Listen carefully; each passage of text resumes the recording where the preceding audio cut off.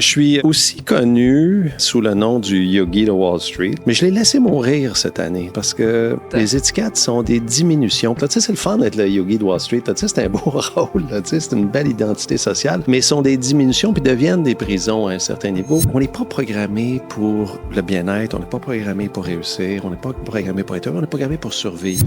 Dans mon parcours, 2000, 2001, 2002, j'ai perdu des millions de dollars dans le crash des dot-com. J'ai eu le cancer. La mère de mes 4 enfants est partie avec un ami. J'ai frappé un très gros creux. Je me suis reconstruit dans la spiritualité, la méditation, la familiarité avec le bouddhisme, tout ça. Puis d'un point de vue professionnel, j'ai eu mes 5 meilleures années à vie. Mon expérience, c'est qu'on est tout le temps vulnérable, puis on pense que quand ça va bien, on n'a plus besoin de rituels, on n'a plus besoin de temps pour s'occuper de soi, pour s'honorer. Viktor Frankl, il dit anti-stimulus et réponse, il y a ta liberté, ton choix, ton bonheur. Mais comment tu fais pour accéder à cet espace-là?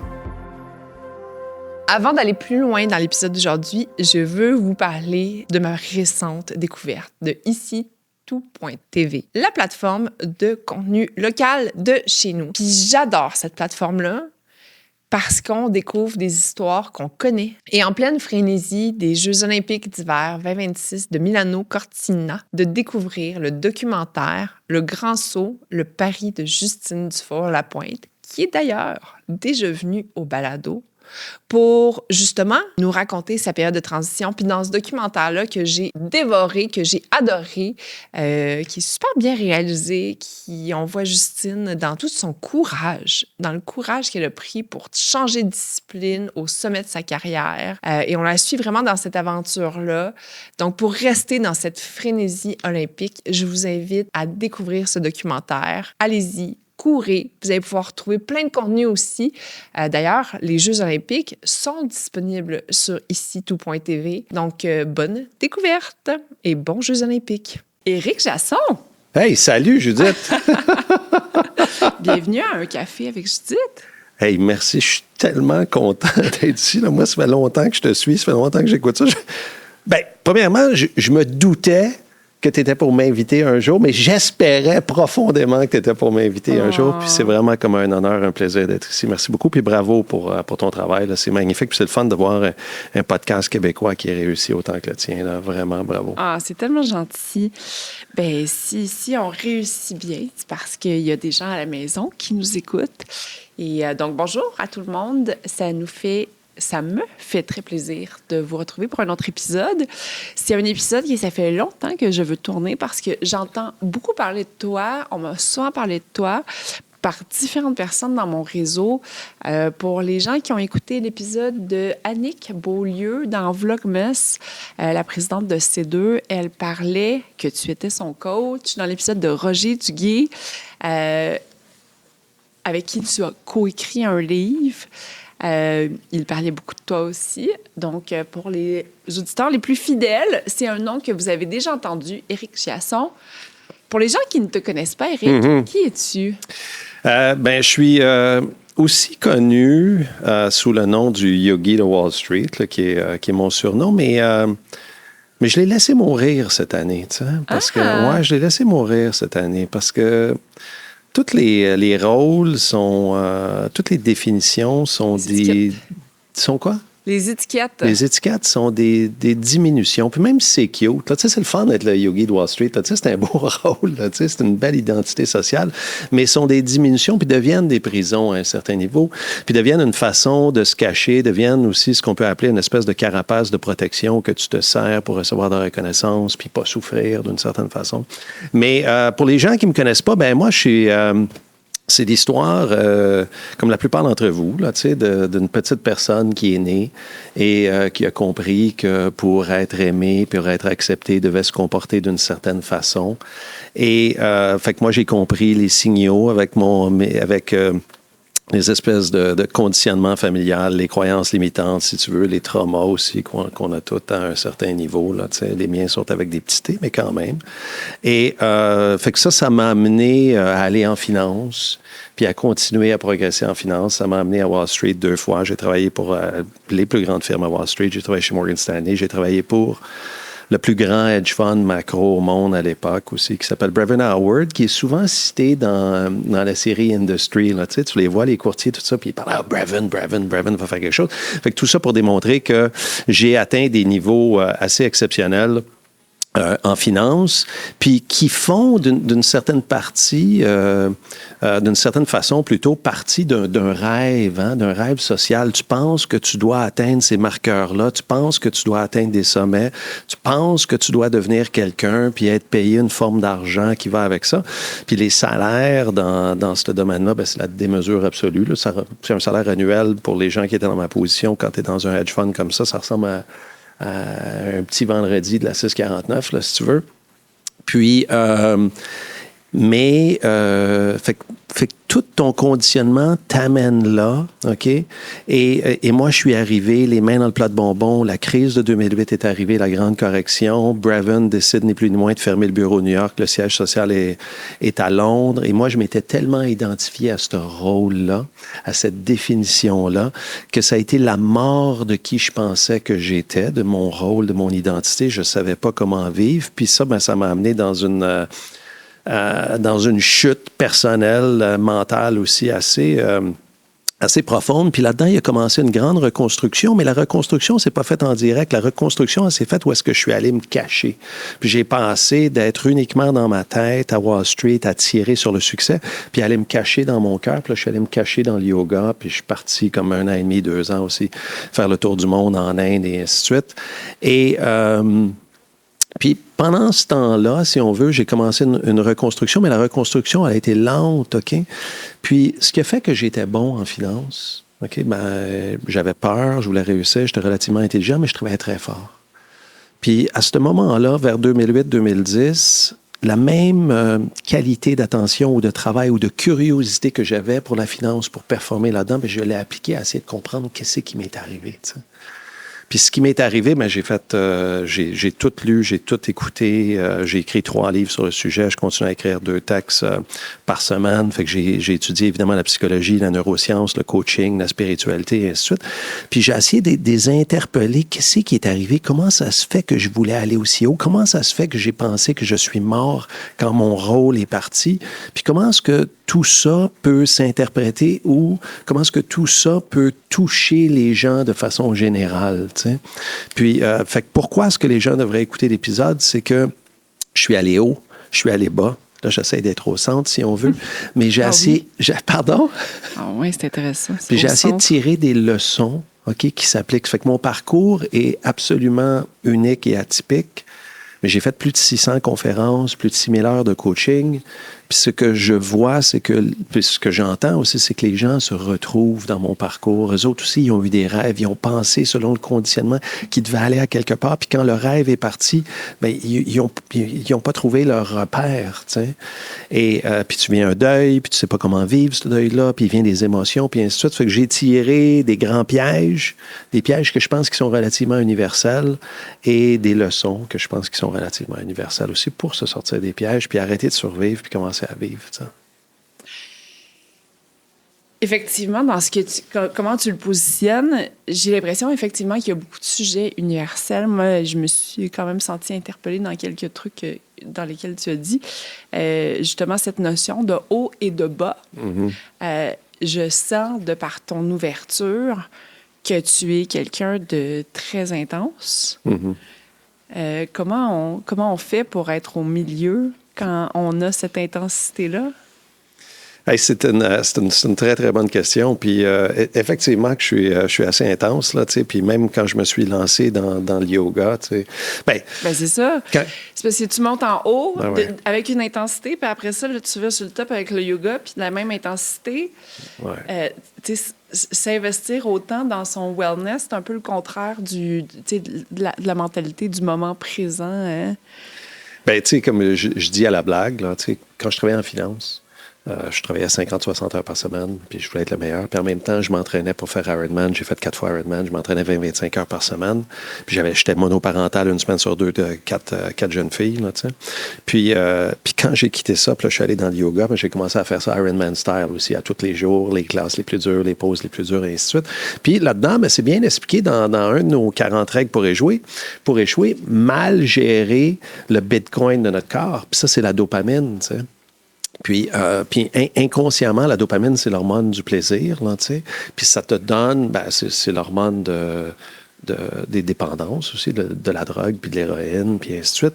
Puis ça te donne un buzz d'atteindre un certain sommet, OK? Puis scientifiquement, OK, une fois que tu as atteint le sommet, puis que là, l'hormone part, ou le désir d'aller vers le sommet part, d'une certaine façon, là, tu crashes, OK? Puis tu crashes assez profondément, puis de la même façon qu'une personne qui vit des dépendances, puis qui est en withdrawal, si tu veux, ça fait mal physiologiquement, puis ça, c'est très bien expliqué par Anna Lembke dans son livre Dopamine Nation. Et pour revenir à un niveau d'équilibre, hein, inconsciemment, tu as besoin d'aller dans un autre sommet. Puis ça, je pense que c'est un pattern qu'on est plusieurs à aller. Là, tu sais. Puis c'est un pattern que je vois en coaching. Je ne le sais pas si c'est quelque chose toi-même, peut-être que tu as vécu. Là, tu sais, Avant de poursuivre, parce que avant de poursuivre et de plonger dans ces règles-là, ouais. on en a choisi quelques-unes que tu penses qui vont apporter beaucoup de valeur à mon auditoire. Avant de plonger là-dedans, je veux laisser on plongeait dans le café. Exactement. De chez Escape, nous servir le café.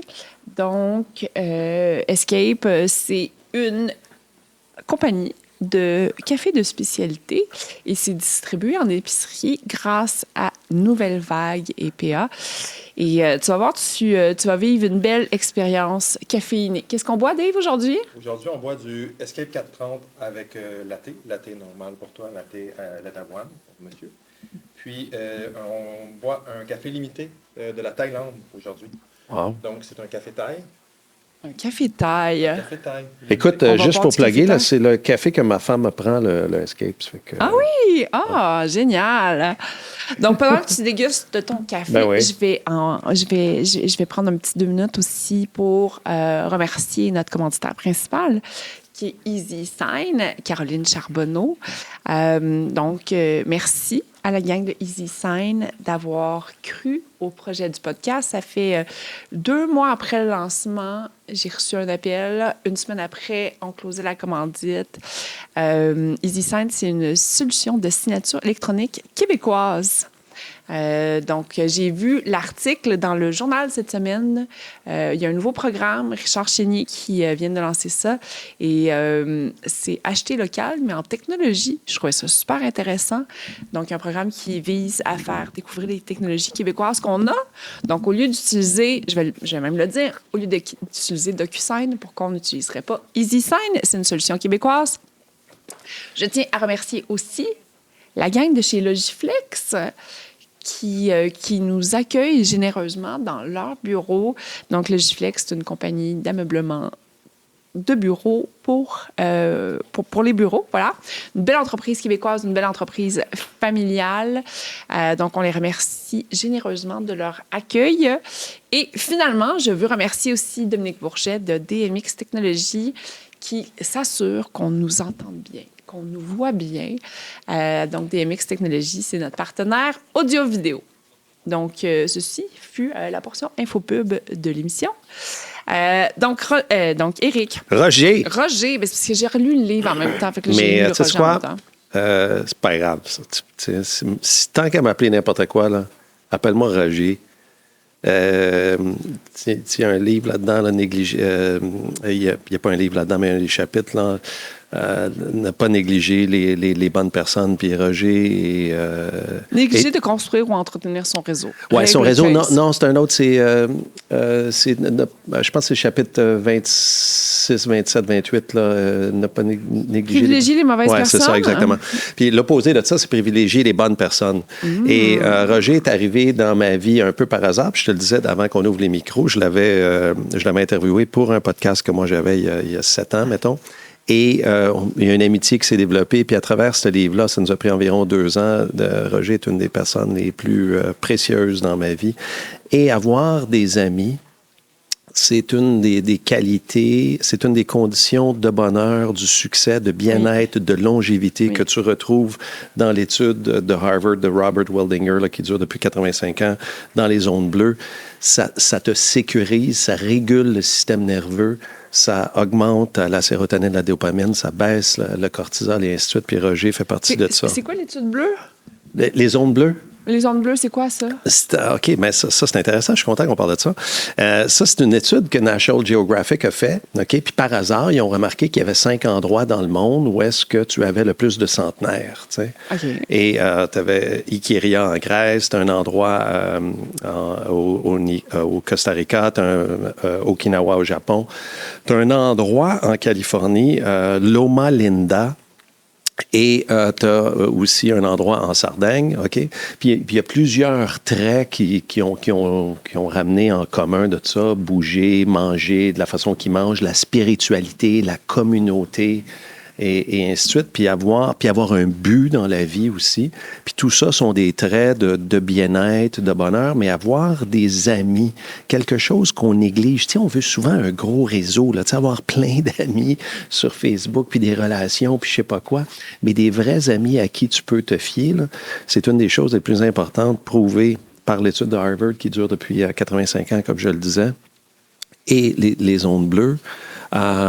Puis Roger fait partie de ces personnes-là. Puis l'avoir dans ma vie fait baisser mon taux de cortisol. Mais effectivement, je suis dans ma période où j'ai envie d'évangéliser l'amitié et de dire à quel point c'est important puis à quel point ça fait du bien d'avoir... c'est précieux. D'avoir ses repères. C'est ma petite maison à moi. C'est précieux. Puis tu n'en as pas besoin de beaucoup. T'sais. C'est comme Esther Perel a dit dans une conversation avec Brené Brown, elle a dit, c'est qui à 3 heures du matin quand tu es malade qui va venir tes cheveux? T'sais?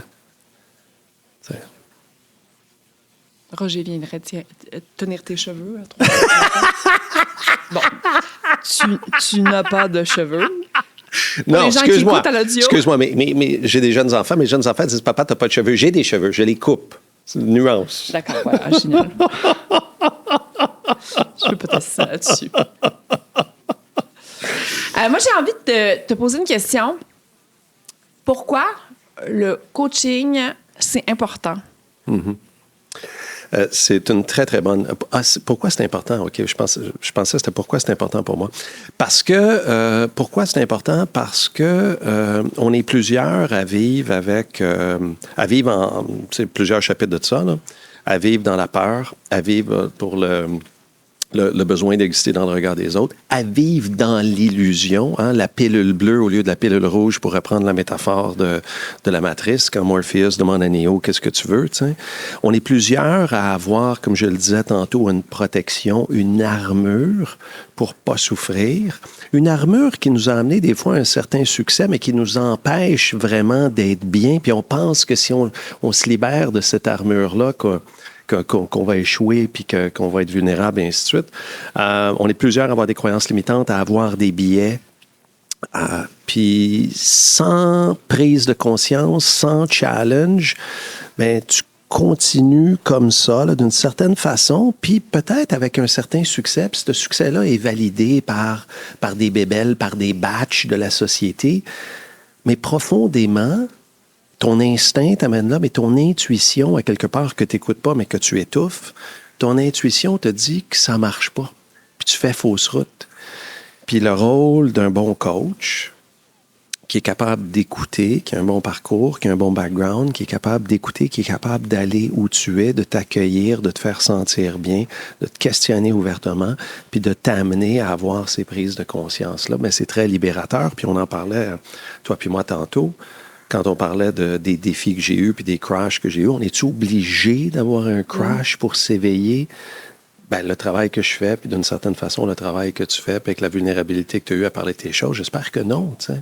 Puis si tu es capable de faire un travail en amont avec un bon coach, ben au lieu de survivre, puis peut-être atteindre des marqueurs puis des échelons sociaux, là, si tu veux, hein? Ben, peut-être que tu vas être capable de vivre puis d'être riche tout le long. Puis ça, God knows où ça va t'amener, mais c'est pas important où ça va t'amener parce que tout ce parcours-là va avoir été nourrissant. T'sais. C'est ça qui est important. Fait que c'est pour ça que c'est important d'avoir un bon coach. Oh, wow. J'ai tellement... Il y a 3 millions, là, j'ai envie de me coucher sur mon divan puis de dire, OK, là, on va commencer comme ça. Tu as parlé de l'illusion, la pilule bleue. Je dis souvent des mots comme ça, puis après ça, tu bâtis toi-même ta propre question et ta propre réponse. Ben, tu sais, ça, c'est une... c'est une image que une des personnes qui m'a beaucoup inspiré, qui s'appelle Ram Dass, ancien professeur de psychologie de Harvard. Son nom, avant qu'il se fasse rebaptiser, Dick Albert, qui a inspiré beaucoup de personnes. Là, il y avait le même gourou que les Beatles, Nimka Ali Baba. Il y avait le même gourou qui a inspiré Wayne Dyer. D'ailleurs, sa maison à Ram Dass, à la fin de sa vie, à Maui, était payée par Wayne Dyer. Puis j'ai rencontré 2 fois Ram Dass. J'ai lu tous ses livres, écouté toutes ses tapes, tout ça, enfin. Je l'ai rencontré dans sa maison à Maui. Puis il y a 2 documentaires super intéressants sur lui. Un sur Apple TV qui s'appelle Becoming Nobody. OK. Qui dit ne devenir personne, ça veut dire sortir de ton rôle, de ton identité, sortir du yogi de Wall Street, si tu veux, d'une certaine façon. Enfin, fait que Ram Dass disait, fait que tu te promènes dans une ancienne ville western, tu sais. Et, tu sais, ça fait que dans une ville qui a la rue principale, là, OK? Et tu arrives, il y a 3 personnes. La première personne, sa voiture va mal. Fait que qu'est-ce qu'il va voir? Hein? Il va voir les garages, il va voir les trous dans la rue. S'il se promène à Montréal, il va en voir pas mal. OK? Fait que c'est ça qu'il va voir. La deuxième personne a faim. Fait que lui, il va se promener dans la rue, verra pas les trous, verra pas les garages, va voir les restaurants, les épiceries. La troisième personne, ben, cherche à être en relation. Fait qu'il va voir les potentiels ou va voir ceux qui pourraient y voler les relations potentielles, tu sais. Mais verra pas les restaurants puis verra pas les garages. Fait que tout ça, d'une certaine façon, OK, c'est un prisme, même si on est des bonnes personnes, égocentriques et narcissiques, qu'on projette sur la vérité, qui devient une réalité alternative, tu sais. On rentre dans une réunion en affaires, puis on est 5, 6, 7 directeurs alentour de la table. Le président, le CEO va amener des sujets. Puis si on a peur, si on a un sentiment d'imposteur, si c'est des sujets qu'on maîtrise pas bien, si on a des croyances limitantes qui vont être amenées, on va les interpréter personnellement, puis on va dire « Oh, il m'a attaqué, puis c'était à propos de moi, puis pourquoi il m'a fait ça? » tu sais. Puis l'autre personne sort « Wow, quelle belle rencontre, c'était le fun. On a vraiment eu tu sais, des bons points pour avancer, tout ça. » Ça fait que quand tant et aussi longtemps que tu es... le piège de l'illusion, c'est être manipulé par la peur, par l'instinct de survie et par le désir d'exister dans le regard des autres. Fait que tant et aussi longtemps là, que t'es insécure, puis que tu cherches à te sécuriser, puis tu cherches à exister dans le regard des autres, ce que tu vois n'est pas la vérité. C'est teinté par ton filtre de survie, d'être en sécurité, puis d'exister, puis d'être accepté. T'sais. Puis c'est ça que Morpheus dit à Neo, tu sais. Si tu prends la pilule rouge, là, tu vas voir la profondeur du trou du lapin, tu sais. Puis c'est pas le fun, elle est là. C'est pas le fun, se faire dire des affaires sur toi, là. Tu sais, t'es pas toujours fin. Tu nous écoutes pas toujours bien. Tu penses que t'es un bon patron, t'as mis des bons chiffres sur le tableau, mais de la façon que tu es avec ton équipe, tu les supportes pas bien, puis t'amènes pas le meilleur d'eux autres mêmes. Tu sais, toi, tu veux vivre dans ton illusion avec tes protecteurs pour pas souffrir, puis tu te racontes une histoire, tu sais. Fait que c'est pas le fun, elle est là, ça fait mal aller dans la vérité. Puis moi, ben, d'une certaine façon, depuis que j'ai eu mon crash, là, depuis 2008, ben, je suis dans cette quête d'aller là, tu sais, puis je le vis avec humilité, vulnérabilité, mais puis tout le temps, essayer d'aller plus en profondeur, parce que c'est quoi le but? Hein? Tu veux-tu te faire dire que t'es bonne? Même si à quelque part, dans toi, Mais oui, on veut, tu sais. Même si à quelque part, dans toi, tu le sais que tu ne l'es pas, puis c'est la théorie de la conspiration alentour de toi. Je vais te dire que tu es bonne dans la mesure où tu me dis que je suis bon, hein? Puis là, on est là, puis on se like sur les réseaux sociaux, où tu cherches à grandir, puis tu cherches à t'épanouir. T'sais. Puis c'est ça que ça t'offre, la vérité, quand tu sors de l'illusion.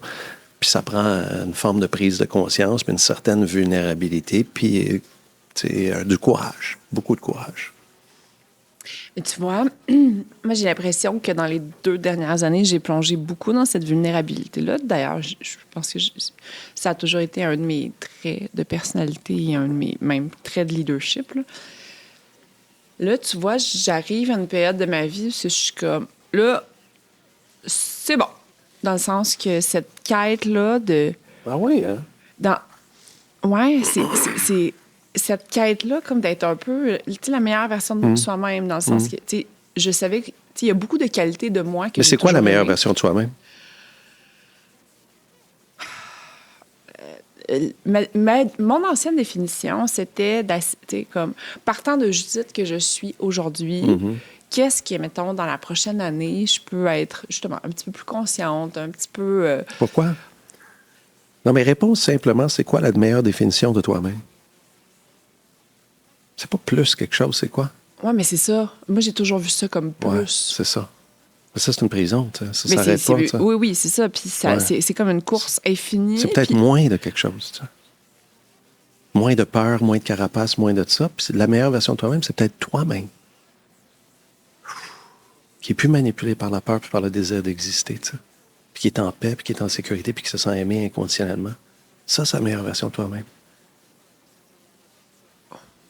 Ouais. OK. Non? Ben oui, là. C'est la meilleure version de toi-même. Sur papier, j'imagine. C'est épuisant, puis c'est pour ça que...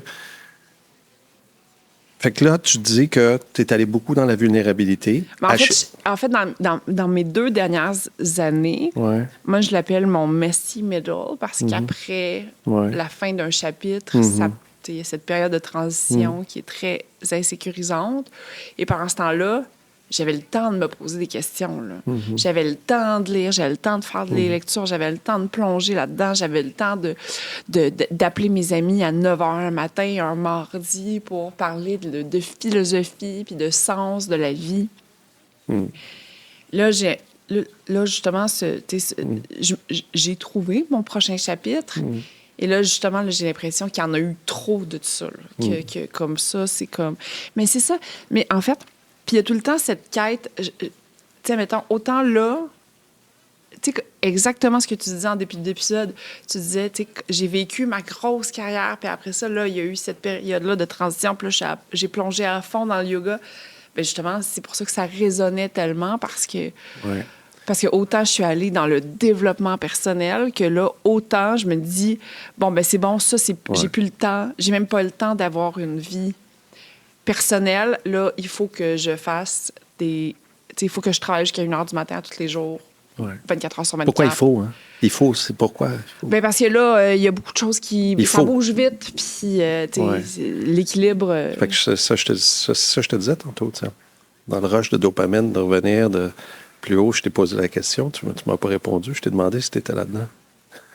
Mais j'ai pas l'impression que c'est vraiment une quête de dopamine, par exemple. C'est quoi? Quoique là, j'ai beaucoup de satisfaction ce temps-ci quand je suis à mon ordi puis que je suis comme, et que c'est un beau chiffrier. Et que tout est là. Là, je l'ai, là. Là, je l'ai. Je l'ai envoyé à 2-3 personnes pour brag. Regarde mes formules, comment c'est beau. Mais regarde, je vais revenir là-dessus. Parce que ça, c'est un chapitre, d'ailleurs, ignorer sa vulnérabilité. Et je pourrais te donner... pour moi, on est tout un mental case, puis dans un accident waiting to happen. OK? Parce que on ça est... me rassure que tu dises ça après que j'aille parler. Oui, exactement. Puis parce que on n'est pas programmé pour le bien-être, on n'est pas programmé pour réussir, on n'est pas programmé pour être heureux, on est programmé pour survivre. Puis avec un cerveau ancien qui nous fait voir des menaces, puis qu'on a besoin d'exister dans le regard des autres, ça, je l'ai dit plusieurs fois. Ouais. Ça fait que dans mon parcours, là, j'ai crashé en 2000. 2000, 2001, 2002, j'ai perdu des millions de dollars dans le crash des dot-com. J'ai eu le cancer. La mère de mes 4 enfants est partie avec un ami. OK, j'ai frappé un très gros creux. Je me suis reconstruit dans la spiritualité, la méditation, le familier avec le bouddhisme, tout ça. Puis d'un point de vue professionnel, j'ai eu mes 5 meilleures années à vie. OK? Et puis on a complètement rebâti la compagnie. J'ai passé d'un gros négatif à un plus gros positif. Je me suis refait une santé. J'ai commencé à faire Ironman. Puis j'ai tout rebâti ma vie. Tu sais. Puis, Des grosses années. Des grosses années. OK? Mais là, un peu comme toi, là, j'ai plus besoin de ça, moi, là, la méditation, puis le bouddhisme, puis ces affaires-là, là, tu sais. Non, moi, je suis revenu on top, là, tu sais. Fait que là, quand tu reviens on top, qu'est-ce qui arrive? Mais tu reviens dans ta tête. Hein? Puis là, tu sais, je l'exprime souvent comme j'étais une bonne version de Ed Norton dans Fight Club, là, tu sais. Fait que là, je suis dans ma tête, je vois des menaces potentielles. C'est à cause de mes collègues, de mes associés, si je n'irais pas aussi vite que tout ça. Puis là, qu'est-ce qui arrive? Tu te crées des problèmes, tu trouves des solutions à des problèmes qui n'existent pas. Tout ça, ça se passe dans ta tête. Au lieu d'être nourri par la vie, tu es vidé par la vie. Je me suis vidé de sérotonine. Puis, mais qu'est-ce que tu veux dire? Tu te crées des problèmes qui n'existent pas? quand, sans prise de conscience, là, ton instinct de survie te fait voir les menaces potentielles. On a tous un biais négatif, là, je veux dire, c'est évolutif. Là. Puis le moment où est-ce que tu arrêtes le podcast, où est-ce que tu arrêtes d'écrire, où est-ce que tu arrêtes de faire quelque chose, là, tu scannes ton environnement, puis ce que Sonia Lupien parle, les mammouths ou peu importe, tu cherches les menaces potentielles. Puis les menaces potentielles, il n'y a personne qui va nous manger ici, là, puis il n'y a personne qui nous en veut physiquement, mais les menaces à qui on pense qu'on est. T'sais. OK, mettons, on fait brainstorming 2 secondes. Dans mon cas, est-ce que la menace potentielle que je peux voir présentement, c'est mon autre business, c'est... Tu sais, il y a eu une... ça a été un grand succès, puis après ça a été un grand échec. Donc là, il ne faut pas que je me casse la gueule. Fait qu'il faut que je donne tout ce que j'ai pour m'assurer. Ça, c'est intéressant ce que tu viens de dire. Il ne faut pas que je me casse la gueule. Fait que ça, là, ça, c'est ton GPS que tu viens de choisir. Au lieu de choisir, là, je vais te donner ce que je vais m'en aller vers quelque chose qui va être successful, je vais m'amuser, je vais répondre à des besoins. Si ton target est « il ne faut pas que je me casse la gueule ». Non, mon target, c'est tout ce que tu viens de dire, mais il y a un back. Il y a ça aussi. Ben ça, sans prise de si tu n'en prends pas conscience de tout ça, OK, ça va devenir ton GPS d'une certaine façon. Il ne faut pas que je me casse la gueule. Puis ce que tu vas voir, ben, c'est les façons potentielles de te casser la gueule. Et veux pas, le but de ton ego, de ton instinct, inconsciemment, le but de ton ego et de ton instinct de survie est de te donner raison. Ah, là, je vais me casser la gueule, là, je vais me casser la gueule. Mais pendant tout ce temps-là, là, il y a tout ça qui se passe, là, puis tu ne choisiras pas de le voir. T'sais. Fait que sans prise de conscience, tu vis dans les menaces potentielles. C'est qui les autres podcasts? Qui fait mieux? Quel invité que je vais avoir? Qu'est-ce que j'ai dit? C'est quoi les commentaires? Et ainsi de suite. Puis là, tu es dans ta tête, OK, à te créer des menaces. Mais on vit dans la polarité entre la survie et la mort. OK? Puis l'instinct de survie est vraiment puissant. Fait qu'il faut qu'on trouve des solutions à des problèmes qu'on vient de se créer qui n'existent même pas.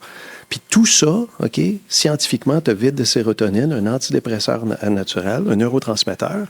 Puis quand tu vas faire face à des vrais défis de la vie, c'est ce qui peut expliquer qu'on va recrasher. OK?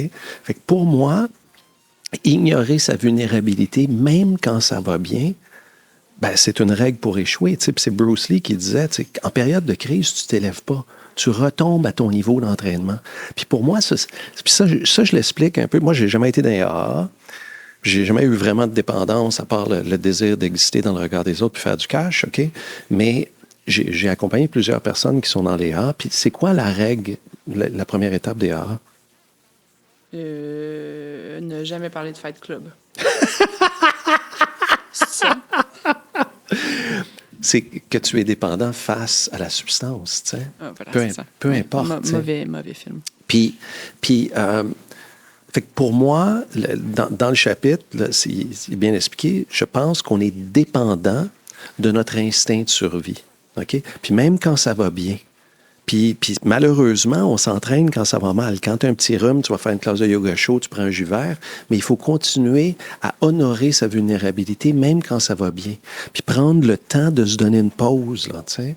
Et parce que sinon, ben, tu reviens dans ton instinct de survie, dans les menaces potentielles, dans ton désir d'exister, ça t'amène dans l'illusion, puis ça t'amène dans un mode de réaction.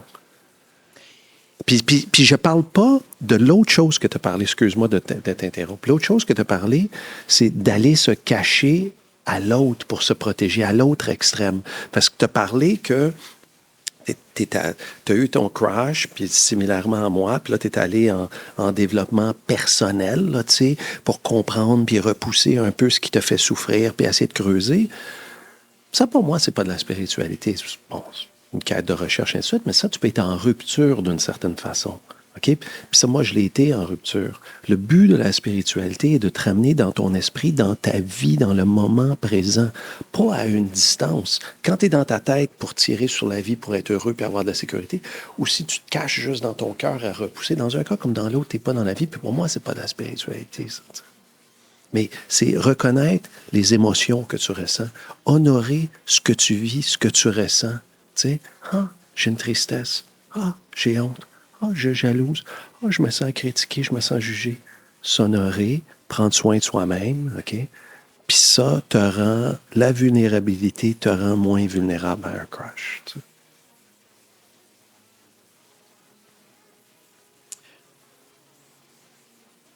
Mais honorer sa vulnérabilité, c'est pas un peu... Tu sais, mettons, si on retourne il y a 2 minutes... Ce fut de la vulnérabilité que j'ai dit. Mais oui, t'en as eu. Mais t'as l'air à penser que non. Non, t'en as eu. Mais là, ce que tu dis, c'est que là, mes choses vont bien, je roule, je suis dans le spreadsheet, je travaille jusqu'à 1h du matin, puis j'ai plus besoin de ça. Puis ça, pour moi, comme je t'ai expliqué, mon expérience, c'est qu'on est tout le temps vulnérable, puis on pense que quand ça va bien, on n'a plus besoin de rituel, on n'a plus besoin de temps pour s'occuper de soi, pour s'honorer. Tu sais, Viktor Frankl, il dit, anti-stimulus et réponse, il y a ta liberté, ton choix, ton bonheur. Okay? Mais comment tu fais pour accéder à cet espace-là? Ça te prend une distance, ça te prend une perspective. Il faut que tu sortes de ton hamster. Puis il faut que tu reconnaisses, selon moi, qu'on est fait pour survivre, pas pour être heureux, puis pas pour être bien. Puis ça, c'est reconnaître une grande faiblesse de la vie humaine dans le monde dans lequel on vit en ce moment. Tu as parlé beaucoup, je t'entends souvent parler de croyances limitantes. Mm-hmm. C'est quoi les croyances limitantes qu'on se dit? Ben, écoute, il n'y aura jamais un podcast successful québécois. Je serai jamais capable de faire ça après ce qui m'est arrivé chez Cookit. Je serai jamais capable de repartir en affaires. Il n'y a personne qui va me faire confiance après ce qui est arrivé chez Cookit. Des croyances qu'on se réconforte, qu'on pense qu'ils vont justifier ce qui... Toutes celles-ci étaient tournées vers la peur. C'est quelque chose qui est... Mettons, moi, je m'identifie à rien de ce que tu viens de dire. Non, mais je les ai sortis de mon chapeau. Celle que tu entends le plus souvent, tu fais du coaching, qu'est-ce que tu entends tu sais, mettons, est-ce qu'une croyance limitante, ça peut être justement, faut que, comme tu coaches des CEO et tout, faut que je travaille 60 heures par semaine, sinon, j'y arriverai pas. Tout à fait. Fait que la croyance limitante, c'est j'y arriverai pas. OK? Fait que ça, je m'inspire de Byron Katie pour challenger ça, tu sais. Fait que, toi, dis-moi ça en une. C'est ça, toi, ta croyance limitante? Si je ne travaille pas 60 heures, je ne réussirais pas? Ma croyance limitante. C'est pour ça que je voulais que tu me donnes des exemples. J'ai pas ce talent-là. Le succès, c'est pour les autres. Non. Mais ça en est une excellente, puisque je retrouve tout le temps, parce que moi, je veux dire, la plupart de ma clientèle, c'est des types A, là, tu sais. Je suis pas un type A. Je suis un type B. Non, mais par rapport à travailler 60 heures. Fait que la plupart de ma clientèle, c'est des types A. Ça fait que, est-ce que c'est vrai que si tu ne travailles pas 60 heures, tu ne réussiras pas? Oui, c'est vrai, parce que c'est toujours arrivé comme ça. T'sais. Puis ils se sont identifiés à ça, se sont créés une prison. Puis comme je le disais tantôt, cette espèce de croyance-là a amené du succès. Fait que là, c'est le fun, exact. À quel prix? Il y a eu du dommage collatéral. Qu'est-ce que tu t'es fait dans le cœur? Qu'est-ce qui s'est passé à côté de toi? Puis pourquoi tu as atteint ce succès-là? Puis qu'est-ce que tu avais comme émotion à l'intérieur de toi aussi? T'sais? Fait que la deuxième question qui vient, est-ce que c'est toujours et absolument vrai ce que tu ressens, ce que tu dis? T'sais? Est-ce que ça ne pourrait pas arriver que tu puisses réussir en travaillant 35-40 heures? Oui, peut-être. Donc, cette croyance-là, elle est fausse. Elle est fausse. OK? En l'absence, la question qui vient après ça, en l'absence de cette croyance-là que je suis pas capable de réussir, il faut que je suis pas capable de compétitionner, j'ai pas ce talent-là, c'est juste les autres, il faut que je travaille 60 heures, tu te sens comment? La plupart des gens vont me sentir, je me sens léger, je me sens libéré. Avec ce sentiment-là, qu'est-ce qui devient disponible? Tout devient possible. Ensuite de ça, quelles sont les actions que tu vas mettre en place pour supporter ça? Fait qu'il s'agit, premièrement... OK, j'en ai un exemple. Vas-y. J'ai une très haute estime de moi, je pense, dans le monde des affaires, dans ce que je fais professionnellement, je pense. Par contre, niveau sport et hygiène de vie, je suis une catastrophe. Là. Puis, tu sais, je dois avoir les pires habitudes de vie de tous les gens que tu coaches. C'est ça. Fait que ça, je pense que c'en est une croyance limitante que je me suis toujours dit, c'est pas pour moi, j'ai pas besoin de ça. Je sais pas comment, je sais pas c'est quoi la croyance limitante, là. Mais tu sais, puis je sais pas si c'est une étiquette aussi. Je me suis toujours mis cette étiquette-là. Puis je pense qu'il y a beaucoup de monde qui vont s'identifier par rapport à ça, là, dans le sens que il y a les gens qui s'identifient énormément au sport, puis il y a d'autres gens qui s'identifient pas du tout, puis qui se disent, ben moi, c'est pas ça. Là, moi, j'en ferai jamais un Ironman. C'est pas pour moi. Écoute, il y a plusieurs choses, là. Fait que, tu sais, fait que j'ai pas besoin d'entretenir mon corps. J'ai pas ce biais-là. Ça peut marcher pour les autres, mais pas pour moi, tu sais. Whatever. Est-ce que c'est vrai? Ben oui, c'est vrai. Regarde, check, je me suis rendu jusque-là, puis je suis bien, là, tu sais, puis mon corps est en forme quand même. Est-ce que c'est toujours et absolument vrai? Non, peut-être que non, tu sais. Puis, fait qu'on pourrait challenger ça, puis t'amener, ben, tu sais, sur une prise de conscience que, écoute, that's peu. Fait que, ben, allons-y, tu sais. Fait que, cette croyance-là, que t'as pas besoin de t'occuper de ton corps, elle est vraie? Mais c'est ça, c'est peut-être pas une croyance, parce que, tu sais, sur papier, c'est vrai, puis, tu sais, comme... Pourquoi tu fais ça? Pourquoi tu fais ça? Pourquoi je fais quoi? Pourquoi tu t'occupes pas de ton corps? Je sais pas. OK. Puis, bon, là, tu es en forme quand même? Ben, en forme. Non, mais en santé? Oui. OK. Qu'est-ce qui va arriver à moyen et long terme si tu continues comme ça? Bien, ça dépend. Il y a des femmes de 100 ans qui n'ont jamais fait de sport, qui fument 3 paquets de cigarettes par jour, qui n'ont jamais mangé un légume, qui sont en pleine forme. Oui, ils sont plus rares. Mais, là, les lois des grands nombres. Pardon? La loi des grands nombres, quand même, ouais. suggère que... Ouais. Mais qu'est-ce qui va arriver, tu penses? Ben, tu le vois, juste à 42 ans, mon niveau d'énergie est plus... Mais, tu sais, c'est ça, je dis ça, mais mettons... Fait que ton niveau d'énergie. Ouais. Ton niveau d'énergie est plus quoi? Je dors pas. Tu dors pas? Je dors pas. OK. Je dors 3 heures par nuit. Je peux de dormir. Puis qu'est-ce qui va arriver si tu dors 3 heures par nuit? Il y a beaucoup de Friends qui s'écoutent à 4 heures du matin, entre 4 heures et 4 heures et demie. Mais qu'est-ce qui va arriver à moyen et à long terme? Si tu dors pas, tu te réveilles à 3 heures du matin. Non, puis... mais je sais, là. Ben oui, parce que là, tu veux aller là, mais on va voir. Parce que là, tu as comme un blocage et un angle mort, ça fait qu'on va essayer d'y aller, voir, de J'imagine comprendre. qu'il va y avoir des impacts physiques. OK. Physique et probablement mental aussi, là, d'une certaine façon aussi, psychologique, tu sais. Qui vont, puis ça, ces impacts-là vont avoir quel impact dans ta vie?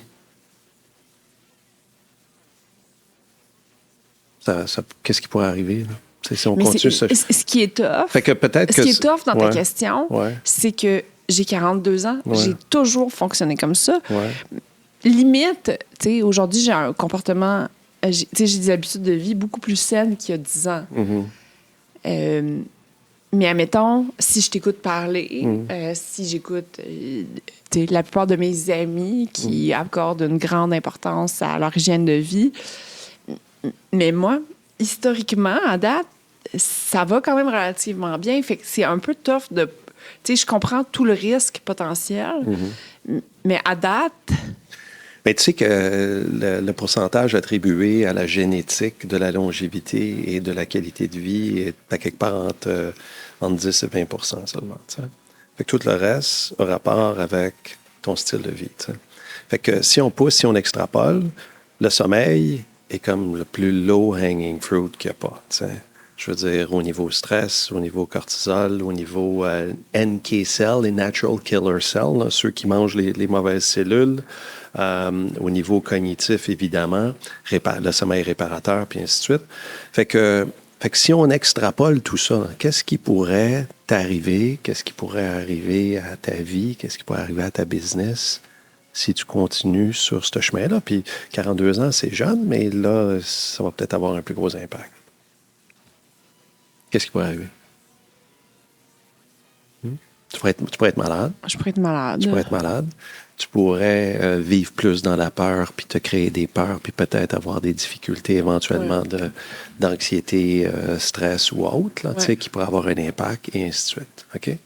Puis, qui pourrait peut-être faire que tu n'auras pas la vie que tu mérites, la qualité de vie que tu mérites, puis le succès professionnel, personnel que tu mérites aussi. OK? Fait que ça, c'est comme le downside. Fait que, qu'est-ce qui est plus important que ça, là? Qu'est-ce qui est le plus important que ça? Qu'est-ce qui t'empêche de voir ça? Puis qu'est-ce qui te bloque à passer à l'action d'une certaine façon? Qu'est-ce que tu priorises plus que ça? Que ta vie, puis la qualité de ta vie, finalement, tu sais? Qu'est-ce qui est le plus important que ça?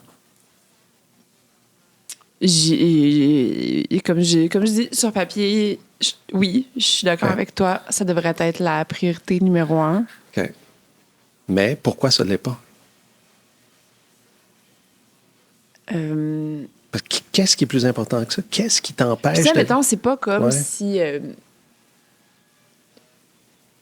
tu sais, je veux pas que les gens pensent, puis de toute façon, je pense que je me fais le porte-étendard de bien des gens, mettons, qui justement ne priorisent pas leurs bonnes habitudes de vie. C'est que j'ai rien de mieux à faire. Dans le sens que c'est pas parce que je travaille. Excuse-moi, t'as rien de mieux à faire quoi? Qu'est-ce que tu veux dire? Dans le sens que, mettons, c'est pas par. Tu sais, je veux pas qu'on pense que, tu sais, Judith, elle travaille 60 heures par semaine et c'est pour ça, et puis à cause qu'elle s'occupe de son fils, et c'est pour ça qu'elle a pas le temps de prioriser son. Tu sais, qu'elle a pas le temps de plugger une marche à tous les jours ou peu importe. C'est pas une question de ça. J'aurais en masse le temps, c'est que je ne le prends pas et c'est que j'ai de la misère à avoir... Mais c'est une question de prise de conscience, OK?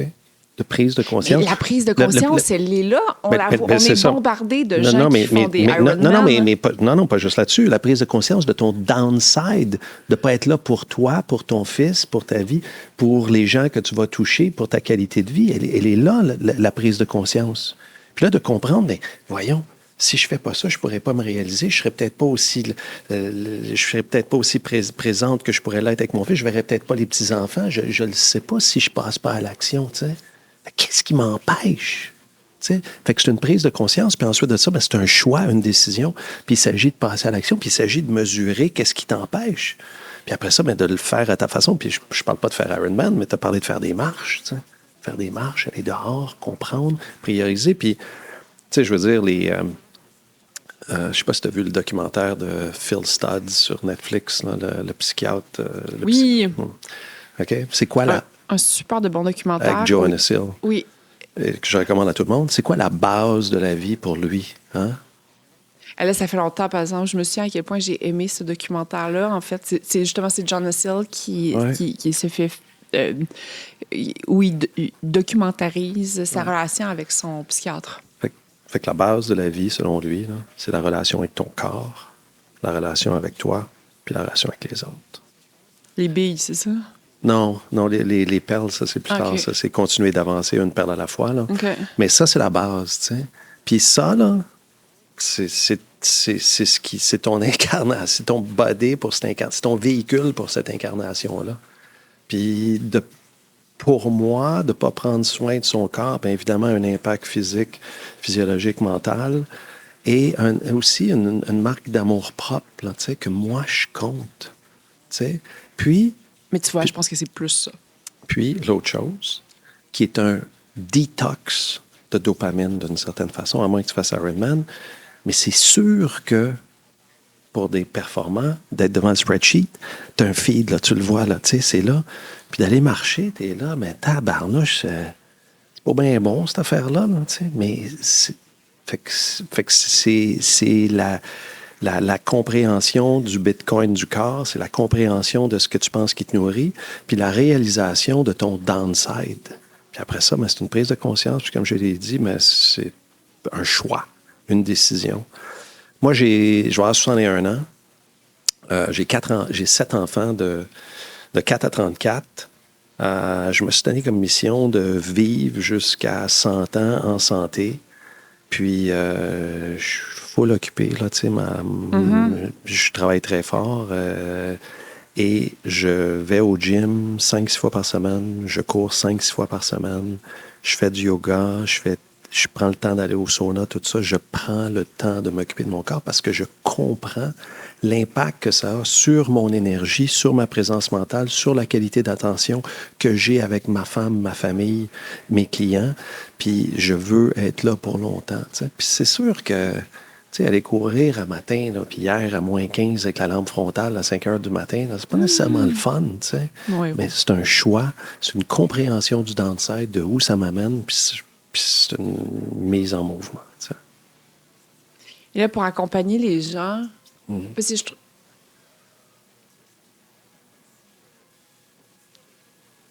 tu suggères qu'on se prenne un moment avec soi et qu'on essaye de, justement, d'écrire c'est quoi les downsides des décisions qu'on n'ose pas prendre. Compréhension, OK, ce que tu as à perdre, OK, si tu ne passes pas à l'action. OK? Qu'est-ce que tu as à perdre? Puis qu'est-ce que tu as à gagner? Puis essayer de voir ici, c'est quoi les freins? C'est quoi les blocages? Là? C'est quoi tes billets qui t'empêchent de passer à l'action? Puis là, on n'a pas nécessairement trouvé, mais ton downside semble assez clair. L'opposé de ton downside, c'est l'upside. Là. C'est que d'être là en santé pour toi, pour ton fils, pour la communauté que tu touches, pour ce que tu peux faire. T'sais. Puis qu'est-ce qui t'empêche? Je sais qu'est-ce qui t'empêche. Ça, je voulais le dire tantôt. C'est la même chose que d'un point de vue professionnel, personnel. T'sais. Puis souvent, malheureusement, tant qu'on n'a pas frappé une forme de mur, là, on ne sent pas l'urgence de passer à l'action. T'sais. Puis souvent, malheureusement, je ne veux rien dire, moi, là, mais souvent, les gens ont un déclic par rapport à leur santé quand ils font face à un défi de santé. Oui, c'est ça. Là, ils ont eu peur. Si tu me parles du downside, mais tout ceci ne reste que hypothétique. Absolument. Pour l'instant. Absolument. Parce que je suis relativement... Ben non, t'as de l'air en forme. Là. Voilà. T'as de l'air en forme, mais... Je pourrais potentiellement te bullshiter que je suis allée au tennis hier, puis tu serais comme... Makes sense. Mais ça, c'est un chapitre aussi, c'est le chapitre 39, je pense, de notre livre, « Négliger son sommeil ». Pour moi, c'est the lowest hanging fruit, ça, tu sais. Et puis je recommande la... Oui, mais c'est pas facile, hein? Ah oui, ça, c'est facile. Ça, c'est un choix, ça aussi. C'est une discipline de dormir. C'est un choix conscient. Puis je recommande le livre de Matthew Walker, là, qui est le spécialiste mondial du sommeil, « Why We Sleep ». OK. C'est la chose la plus importante que tu peux faire pour ta santé mentale. Dormir, bouger, manger, avoir des bonnes relations. Le nom du livre, c'est? Why We Sleep. Why We Sleep, OK. Si je lis ça après ça, est-ce que je vais être capable de dormir, tu penses? Si tu comprends ton downside. Ah, mais ça, je le... Si tu comprends ton downside, puis après ça, si tu décides de passer à l'action, tu sais, puis tu le fais pour toi, puis pas par défaut, parce que je veux, parce que j'en ai envie, parce que je comprends que ça me fait du bien, tu sais. Pas parce que mon coach le dit, tu sais, pas parce que les autres le font, puis pas parce que le monde sur Instagram dorme avec du mouth taping, là, tu sais. Mais je suis sur les réseaux sociaux, Brian Johnson, est-ce que tu sais c'est qui? Oui. Ouais. Puis, donc, pour ceux qui nous écoutent, qui ne savent pas nécessairement c'est qui, je pense que c'est le gars qui a fait son exit avec Braintree, si je ne me trompe pas, une plateforme de paiement, et qui maintenant est parti dans cette quête pour la vie universelle. Pas mourir. Pas mourir, voilà. Mhm. Et je trouve ça fascinant, ce qu'il fait. Moi, à voir la vie qu'il mène, je pense que... Ça ne m'intéresse pas pantoute. Non, exactement. Mais j'aime dans la direction dans laquelle il s'en va. Il est parti d'un côté très extrémiste. J'ai l'impression qu'il retrouve un peu de sens là-dedans. Mais justement, il n'arrête pas de le dire que le truc le plus important, c'est le sommeil. Puis je le sais, et c'est super fâchant. Mes nuits sont super fâchantes. Et je pense qu'on est un gros pourcentage de la population qui ne dort pas bien. Beaucoup de mes clients, ben oui, mais tout ça, c'est des choix, ça. Je veux Arrête de dire que tout ce qu'on fait, c'est des choix. Ben oui, c'est des choix. T'es vraiment fatigant. Des choix conscients et inconscients, mais tout ça, c'est un choix, tu sais. Fait que je suis sur mon téléphone jusqu'à 10 heures, j'écoute des réseaux sociaux jusqu'à je sais pas quelle heure, je réponds à des courriels, tout ça. Regarde, t'arrives chez vous, là, peut-être que tu as besoin de te rebrancher, mais à 7h30, 8h, arrête, tu sais, je veux dire, ferme le téléphone, mange 3 heures avant de te coucher, tamise les lumières, baisse la température, couche-toi à la même heure, lève-toi à la même heure. Couche-toi dans la gratitude de ce que tu as au lieu d'être dans le hamster de ce qui te manque. Quand tu te réveilles le matin, Huberman l'a dit, expose-toi rapidement à la lumière, au soleil, à la lumière dehors. Essaye de rester dans ton cœur au lieu d'être dans ta tête. Tout ça, c'est des petits gestes simples qui vont avoir un impact important sur ton sommeil, la qualité de ton sommeil, la qualité de ta vie. Puis c'est des choix. Parce que le choix de rester sur ton ordinateur, le choix de regarder TikTok, le choix de rester sur Instagram, c'est des choix que tu fais aussi, tu sais. Puis malheureusement, comme je le disais tantôt, on est à notre insu. On pense qu'on doit faire ces choses-là, on pense qu'on doit travailler 60 heures, puis les réseaux sociaux, les téléphones, on est accro à ça, puis on n'arrive pas à s'en séparer. Fait que ça prend une prise de conscience, ça prend une décision, puis il faut essayer de mettre les choses de notre côté. Mais tout ça, c'est des choix, ça. Mais les choix, comme je disais, la plupart du temps, on les fait inconsciemment par survie. Ça. Mais il me semble que c'est beaucoup de choix qu'il faut faire. Oui, absolument. Tout ce que tu fais, tout ce qu'on fait, c'est des choix. Tu sais? Mais si tu restes dans ton système reptilien, ben, tu vas faire des choix de survie pour prendre, pour te sécuriser, pour exister dans l'illusion, dans une réalité alternative. T'sais. Fait que ça te prend du temps, ça prend une prise de conscience sur ta vulnérabilité, puis ça prend une forme de rituel aussi. T'sais. Puis des choses simples, hein, comme je le disais, remplir son cœur de gratitude, remplir son cœur d'amour, remplir son cœur de croyances responsabilisantes. Hey, aujourd'hui, là, je vais être moi-même. Hey, aujourd'hui, je vais juste essayer. Aujourd'hui, là, c'est ce qu'on va avoir du fun. Ça va être le fun, puis je vais être présente avec mes invités, tu sais. Juste remplir ça au lieu de toutes les autres affaires qu'on met dans notre tête à notre insu. Tu sais, c'est... Robin Sharma qui dit dans son livre « Le moine qui vend sa Ferrari », il dit qu'on a 60 000 pensées par jour. Il dit que 50 000 de ces pensées-là sont les mêmes le lendemain. Puis moi, je dis à la blague que 55 000 de ces pensées-là, c'est des pensées de survie. T'sais. Fait que d'être indulgente envers toi-même, de savoir que tu es bonne, de savoir que tu as ci, que tu as ça, que peu importe, de se remettre une croyance responsabilisante est nécessaire, mais pas suffisant, parce que les autres pensées reviennent en boucle tout le temps. Fait que tout ça, c'est des choix, comme je le disais. Remplir son cœur, remplir sa tête, de s'observer dans la journée. Wow, qu'est-ce qui se passe, moi, là? C'est quoi ces émotions-là? Je m'en vais où avec ça, moi, là? De s'accueillir. Tes émotions sont tout le temps vraies. Les raisons pourquoi tu les as ne le sont peut-être pas, mais tes émotions sont tout le temps vraies. S'accueillir, se donner le droit de vivre ces émotions-là, surtout pas juger. Puis ça, c'est mon processus en 3 étapes que je donne à tous mes clients puis que je dis d'avoir avec leurs employés aussi. Puis ensuite de ça, se recadrer sur les faits.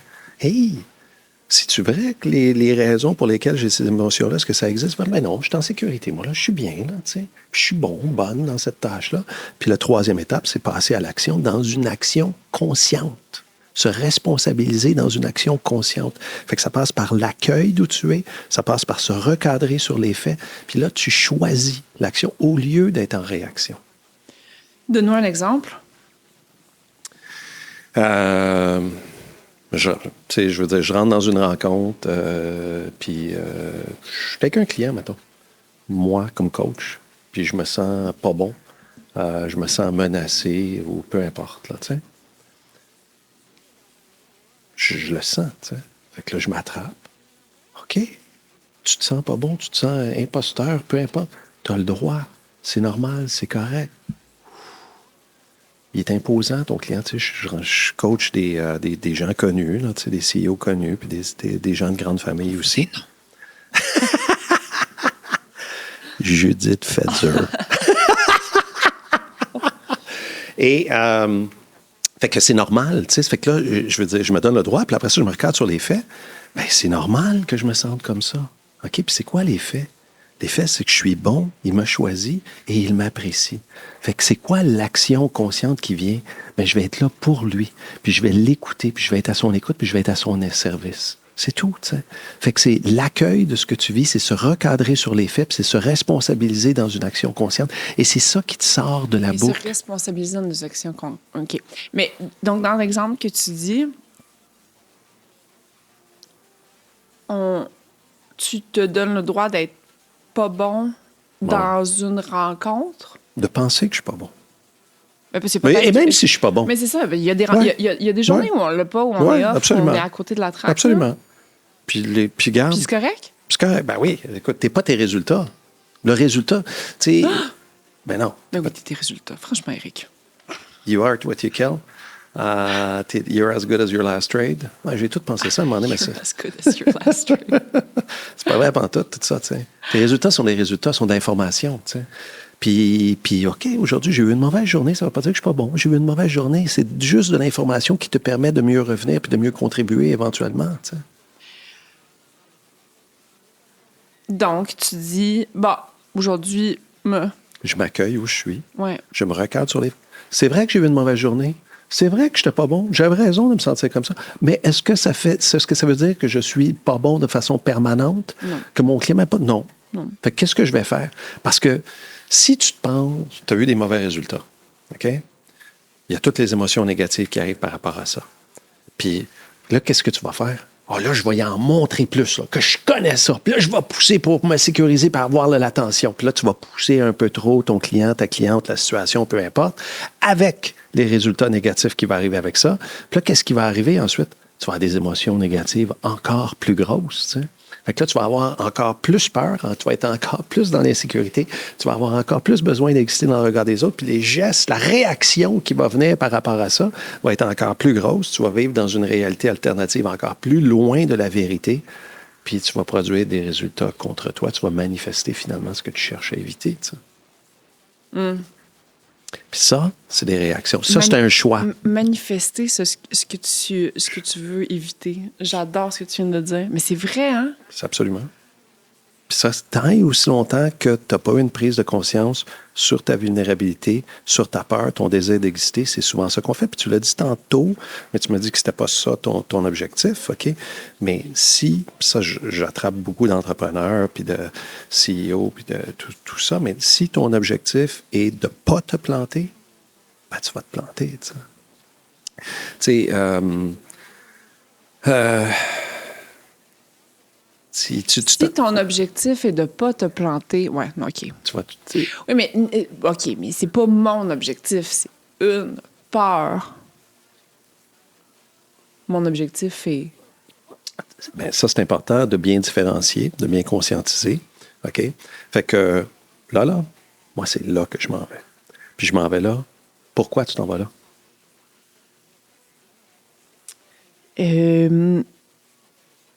Une des premières raisons, parce que j'ai beaucoup de fun. Honnêtement. OK. Le fun, pour moi, a toujours fait partie des valeurs centrales de ma vie. Puis, tu sais, pour moi, le fun, là, c'est être utile, c'est être... c'est d'avoir, tu sais, comme... c'est de... Je pense que j'ai du bon flair dans la vie, être à la bonne place, au bon moment, avec les bonnes Pourquoi personnes. Tu dis « je pense ». Je pense que j'ai du... J'ai-tu dit ça? Je pense que j'ai du flair. Ouais. C'est un peu prétentieux de dire « j'ai du flair Oui, ben pourquoi tu le dirais pas? ». T'as raison. Si c'est un fait, c'est tout. Mais je pense que oui. C'est pas moi qui ai le meilleur flair que les autres, puis je suis pas meilleur, j'ai du flair.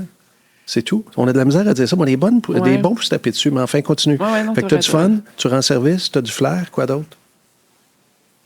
Et puis c'est le fun de bâtir quelque chose. C'est le fun de bâtir, contribuer, grandir. Ouais. Ouais. Mais tout ça, c'est des besoins essentiels comme de la vie, tu sais. Fait que grandir, s'en aller, avoir un objectif quand tu as un Mais objectif. attends un peu. Puis là, tu parles des besoins essentiels. Là. On va Ouais. aller voir mon chum Maslow.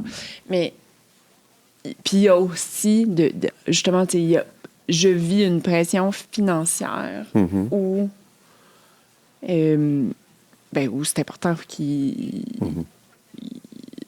faut que je gagne ma vie. Là. Eh bien. Ben ça, OK. Fait que là, laisse-moi revenir là-dessus. Fait que je le fais parce que j'ai du fun, Ouais. parce que je fais une différence, je rends service, je suis dans mon intuition, dans mon Oui. flair et pas dans mon instinct de survie. Oui. OK. Oui, exactement. Fait que ça, là, c'est là que je m'en vais. Puis je vais le faire de telle façon, comme tu fais en ce moment. C'est quoi les autres choses que. Ouais. Bon. Fait que là, les risques, OK, c'est que je dois gagner ma vie. Ouais. OK? Et je ne veux pas me planter. Puis voici le risk management. Tu sais, ça fait que moi, j'ai été un trader toute ma vie. Là. Je veux faire 10 millions de dollars sur la trade. Voici, je vois telle opportunité, tout ça. On va prendre telle position. OK? Puis le risque, c'est que la Réserve fédérale ne fasse pas ce qu'on pense, puis qu'on va perdre temps, puis on va mettre un stop loss. Mais ton focus, c'est pas le stop loss, c'est pas le downside. OK? Ton focus est l'upside, puis ce que tu veux. Puis ce qui est important aussi, tu sais, dans un cas, puis ça t'envoie plein de ça, c'est que j'ai besoin d'investir, j'ai besoin de faire du cash, la pression financière. Qu'est-ce qui arrive si c'est le besoin dominant, primaire, qui, comme je le disais, qui te domine quand tu t'en viens ici, quand tu parles à tes clients, quand tu parles à tes sponsors et ainsi de suite? Qu'est-ce qui arrive si c'est ça qui t'habite, qui est sous-jacent en toi? Si c'est ça, là, qu'est-ce qui arrive? Je sais pas. Qu'est-ce qui pourrait arriver? C'est ton besoin de survie primaire, là, c'est là. Ouais. Qu'est-ce que tu pourrais faire? Qu'est-ce que quelqu'un pourrait faire? Je sais pas. Ben, C'est quoi la bonne réponse? Donne-nous un choix de réponse. Ben, si tu t'en viens, parce que là, tu es en survie ultime, tu sais, quand tu es là. Tu sais. Puis je parle, tu sais, puis ça, je dis ça souvent à mes clients, je te dis des choses génériques, là, comme ça, là, que je te le dis à toi, mais génériques. Mais quand tu es mobilisé par ton instinct de survie, par amener de la nourriture sur la table à tout prix ou par avoir un certain lifestyle et ainsi de suite, ben peut-être des fois que tu vas pousser les choses, forcer les choses, peut-être des fois aller à l'encontre de ton code d'éthique. Oui, on va prendre Pornhub comme sponsor, parce que ça va nous amener bien du cash puis j'en ai besoin, genre, tu sais. Je comprends. Et au lieu que si tu comprends que tu t'en viens servir, rendre un service, puis tu le fais parce que c'est le fun, puis tu le fais parce que tu as un flair, puis oui, il y a du risque, oui, j'ai besoin que ça soit rentable, mais c'est pas là que je regarde. Ouais. Je regarde en haut. Puis le risque est là, puis quand il revient, le risque, là, ben la même chose que les émotions, tu t'accueilles. OK, hey, j'ai besoin de gagner ma vie. Ouais, non, il ne faut pas que je me plante, mais on fait telle chose pour ne pas se planter. Puis les sponsors sont là, puis on a des revenus. Mais c'est merci d'être là, mais là, je m'en vais là. Tu comprends? Mais tu vois, ça me parle beaucoup, ce que tu viens de dire. J'ai l'impression que... Qu'est-ce que ça veut dire? Ça te parle, puis le reste, ça te parlait pas? Quoi? Non, mais en fait, dans le sens que je pense pas que je suis drivée par la peur ou par mon instinct de survie ou par... T'as envie de contribuer, t'as envie de faire quelque chose. Ben, oui, j'ai envie de m'entourer d'une belle équipe. J'ai envie qu'on bâtisse un projet mobilisateur. J'ai envie qu'on ait du fun, qu'on apprenne de nouvelles compétences, qu'on soit bon, j'ai envie de développer les jeunes avec qui je travaille. Ça, c'est des bonnes... Et puis oui, Ouais. j'ai envie... Fait que, ouais, j'ai comme l'impression... mais ça me rassure beaucoup parce que, justement... Un temps, quand tu me parles de peur ou de genre, tu sais, on va forcer les affaires, je suis genre, non, tu vois, ça me parle pas du tout. Ça, je suis pas là pantoute. Je suis. Ben, bravo, puis c'est pour ça probablement que tu as autant de succès, puis c'est pour ça probablement autant que ton podcast fait bien, tu sais. Mais ce que je te dis, par contre, cette peur-là, ce désir, même si pour toi, en ce moment, elle ne l'est pas, est présent, c'est d'un point de vue évolution, on a besoin de prendre, on est envieux, l'envie, OK, est clé dans l'évolution de l'espèce humaine, tu sais. Puis c'est L'envie est clé dans... Oui. tu sais, parce que tu veux envier, tu veux avoir que l'autre, tu veux avancer, tu veux te Darwin, mesurer, hein. et ainsi de suite. Tout le temps plus. Pardon? Darwin, la loi du plus fort. Ben oui, hein. exactement, tu sais. Puis c'est pour ça Darwin. que ignorer sa vulnérabilité, même quand ça va bien, est un piège. Fait que même si tu es là, tu es dans le sweet spot en ce moment, OK? Pour moi, c'est important de s'assurer les check and balance. Où est-ce que je m'en vais, là? Est-ce que je suis là pour prendre? Parce qu'à chaque fois que tu veux prendre, le message que tu envoies à ton esprit, c'est que tu ne l'as pas. Ou ce que tu as dit, pour moi, ce qui est magnifique, c'est mon désir, c'est de contribuer, de donner, de former des jeunes, de faire une différence, d'éduquer, de démocratiser le podcast au Québec aussi, d'une certaine façon, tu sais. Fait que, dans ce moment-là, là, ben, tu n'es pas pris dans tes désirs, dans tes besoins égocentriques, narcissiques. C'est pas à propos de prendre la sécurité. C'est pas à propos de... Même si ton podcast est successful, c'est pas à propos de toi. C'est à propos de servir. Puis c'est là que tu es nourri. Puis ça se ressent, tu sais. Fait que, puis ça, c'est un message clé que je donne à mes clients ou en conférence, tu sais. Fait que quand tu arrives là, dans l'entreprise dans laquelle tu travailles, tu t'en viens pas prendre ton chèque de paye, de la sécurité, de la reconnaissance. Tu t'en viens servir ton équipe, l'entreprise, les clients et ultimement la communauté. Tu sais. Fait que contribuer à des besoins plus grands que ses besoins primaires est un besoin essentiel. Puis c'est une forme d'altruisme qui devient de l'égoïsme. Plus tu donnes, plus tu reçois là-dedans. Tu es nourri par ça. J'aime ça. Là, je regarde les chapitres.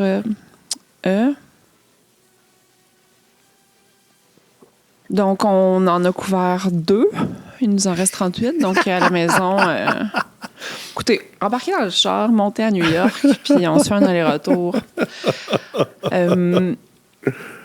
OK, j'ai chuté à vélo et vouloir repartir comme si de rien n'était. Mm-hmm. Parle-moi de ça. Parle-nous de ça. Ben, écoute, je vais te poser la question. Fait que quand Cookit t'as fait faillite? Oui. Fait que c'est chuté en vélo, ça. Fait que Effectivement. quelle aurait été la tentation pour la moyenne des personnes de peut-être de rembarquer sur le vélo puis faire semblant comme si de rien n'était? Puis qu'est-ce qui serait arrivé si tu fais ça?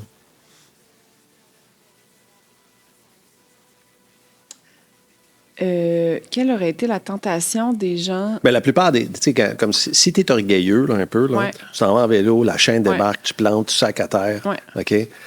Tu rembarques sur le vélo, Oui, tu fais semblant que tu as pas mal, oui, tu checks si quelqu'un t'a vu, oui. OK? Personne t'a vu, puis tu rembarques. Fait que qu'est-ce qui arrive si tu aurais fait ça? Tu prends pas le temps de...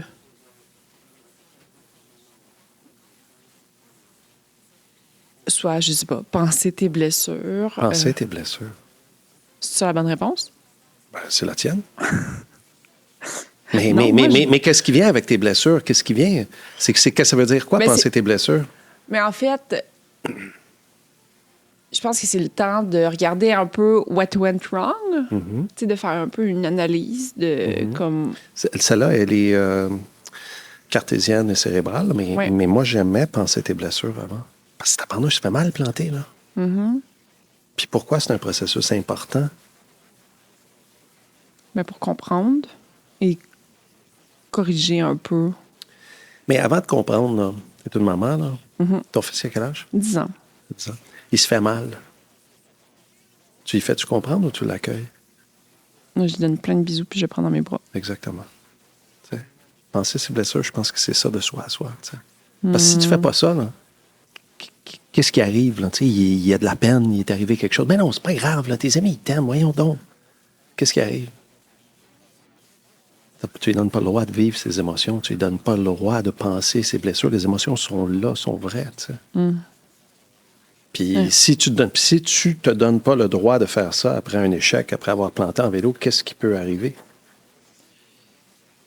Tu sais, avant que ça soit là, rationnel, avant que tu répètes les mêmes erreurs, qu'est-ce qui peut arriver, tu sais?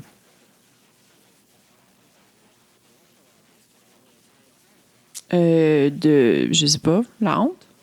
Ben, la honte, le jugement, et ainsi de suite, OK? Puis la honte, le jugement tu vas choisir quelle réaction après.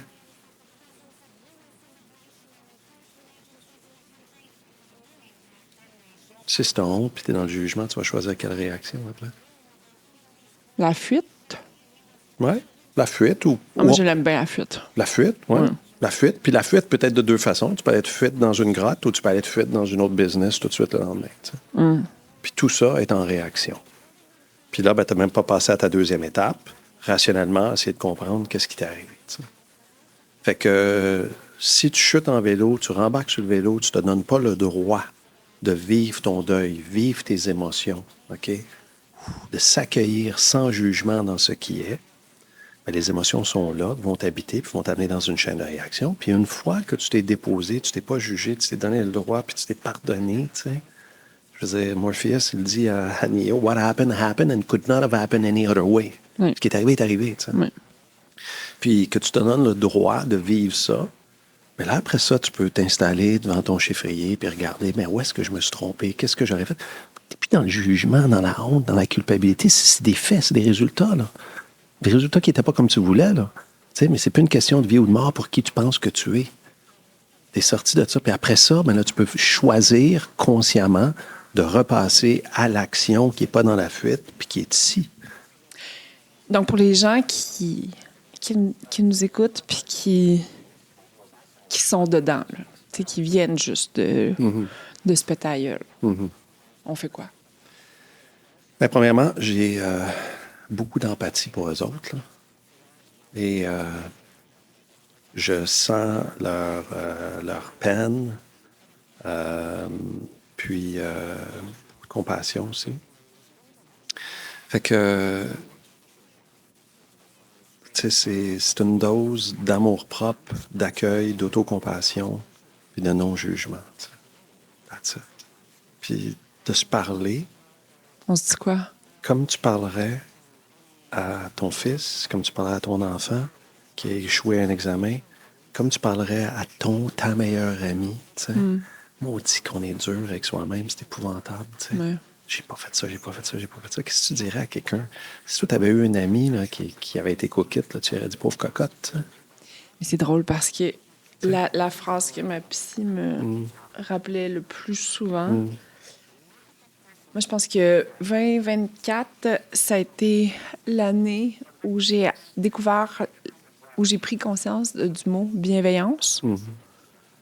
Donc, j'avais très peu de bienveillance envers les autres parce que j'en avais très peu Envers toi-même. envers moi-même. Ben ouais. Et d'en prendre conscience. Et la phrase qu'elle me répétait souvent, c'est « pauvre petite chouette ». Oui, exactement. C'est ça que je t'ai dit. Puis là, j'avais tellement l'impression, les premières fois qu'elle me disait cette phrase-là, là, ça venait tellement me challenger. Puis si Je suis pas une petite chouette, moi. Ouais, je suis non, une c'est tough, ça. moi. Ouais. Puis je me suis planté. Tu sais. Puis je m'étais pas plantée encore, mais juste sur des petites affaires. Puis elle me disait « pauvre petite chouette ». Tellement qu'elle me l'a dit que ça m'a resté dans la tête. Puis à un moment donné, des fois, cette petite phrase-là me ressort comme... Quand justement je vis quelque chose que je trouve un petit peu plus difficile, cette phrase-là me revient en tête. Puis c'est comme je l'entends me dire ça. Puis Qu'est-ce que tu fais avec ça? Puis qu'est-ce que tu fais avec ça? Pas petite chouette. Bravo. Ben, c'est ça que les gens doivent faire. C'est pas au petit coco, pas au petit chouette. Puis c'est triste, puis vilain, puis j'ai de la peine, puis t'as de la peine, puis c'est pas le temps d'être tough. C'est pas le temps d'avoir des fausses croyances. C'est pas le temps de se montrer brave. C'est le temps de vivre, de pleurer, puis de se donner le droit sans jugement. Puis une fois que ça c'est fait, on passe à la deuxième étape, c'est quoi les faits?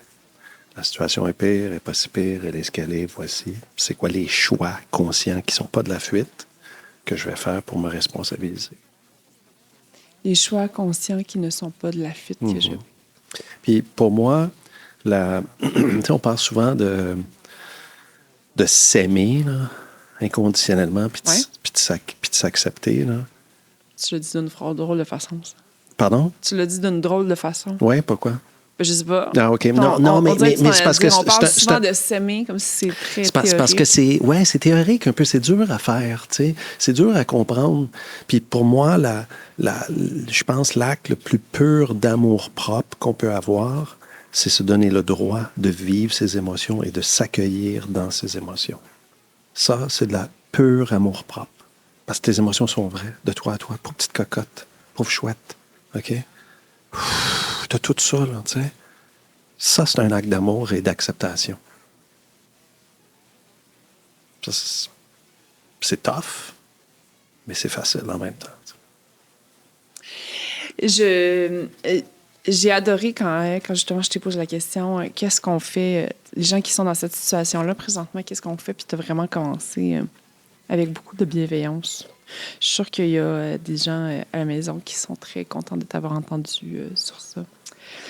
Mais là-dessus, tu sais, c'est quelque chose que je vis avec mes clients, tu sais. Puis, je suis comme... je ne veux pas me montrer non bienveillant, là, mais c'est comme des fois, j'assiste comme à... J'ai écrit un texte là-dessus, c'est comme quand tu vois un œuf craquer, tu sais. Puis la personne est là devant moi, tu sais, puis elle s'est concoctée une définition, une armure pour réussir, des bébelles alentour d'elle pour se sentir bien, se sécuriser, tirer, recevoir de la reconnaissance, puis des succès, puis tout ça. Puis tout ça, inconsciemment, en réaction avec des choix, puis qui amènent un certain succès, puis tu t'identifies à ça, puis à un moment donné, c'est plus difficile, tu sais.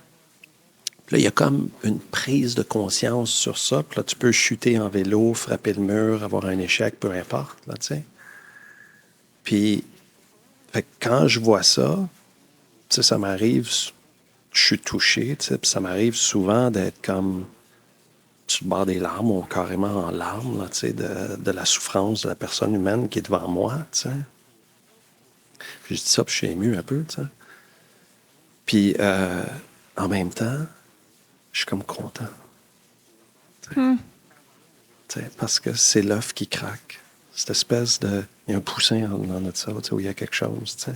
Mais cette carapace-là t'a servi, t'a protégé, t'a amené du succès, mais t'empêche d'éclore, puis t'empêche de réussir. Puis ça fait mal, puis c'est dur, puis c'est pas le fun. Puis je vais y aller en compassion, puis en bienveillance, puis dans l'accueil. Je te dis, je dirais pas tout de suite, hey, c'est une bonne chose que ça t'arrive. T'sais. Mais en même temps, c'est souvent un passage obligé qui se fait à la dure ou qui se fait par une prise de conscience puis d'enlever des pleurs d'oignon qu'on peut appeler aussi ou la carapace de l'œuf, là, si tu veux, la coquille de l'œuf. J'aime ce que tu viens de dire. Un des autres règles, avoir peur de réussir. Il va falloir que... Ouais. Ben, explique-moi pourquoi, OK, tu pourrais avoir peur, potentiellement, toi ou quelqu'un d'autre, quelqu'un dans ta position, mettons, tu pourrais avoir peur de réussir. Tu vois, je t'ai posé cette question-là. C'est d'un point de vue... Tu le vois pas? Non, c'est ça. Pour moi, je le vois pas, mais c'est... Attends, je l'ai posé pour des amis, des gens que je connais. Et, bon, il peut y avoir un paquet de croyances limitantes, là, tu sais. Il est arrivé un moment clé éventuellement dans le passé, puis on a vu quelqu'un qui a réussi, qui a échoué, quelqu'un qui a réussi, qui a laissé sa femme, ses enfants. Tu sais, il est arrivé des moments clés, ça fait que ça a créé des croyances limitantes. Il y a eu un succès, il y a eu un échec après, et ainsi de suite. Fait que ça, il n'y a pas tellement potentiellement ça qui t'empêche, qui est un frein, tu sais. Nous autres, on était des pauvres. Puis ceux en avant, c'était des riches, puis c'était des voleurs, puis on les haïssait, là, tu sais, genre, ou je sais pas quoi, là, tu sais. Ça fait que tu peux avoir un paquet de croyances que tu peux te répéter à ton insu qui t'empêchent de réussir. Tes parents, c'était des gens qui travaillaient fort, puis qui jugeaient, puis peu importe, là, tu sais.